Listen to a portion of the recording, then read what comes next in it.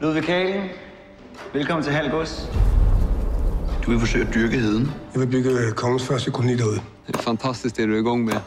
Jeg får redan en känsla av liv her ute. Heden er Guds natur i al sin pragt.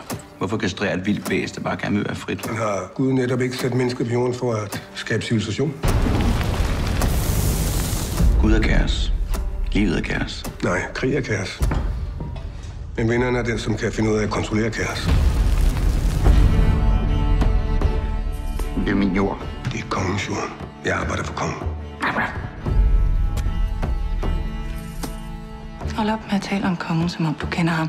Han ved ikke engang, du findes. Og du kommer til at lykkes med at bygge din koloni derude? Ja. Hvis du bekriger ham, så risikerer du alt. Schenkel stopper ikke, før han er vundet. Jeg har brug for dig. Du vil bare have din adelige titel, så du kan mænge dig med de fine folk.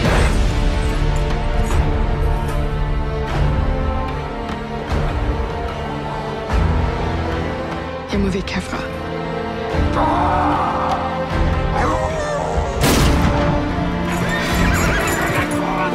Vi vill fan inte dö, för det är ett helt projekt.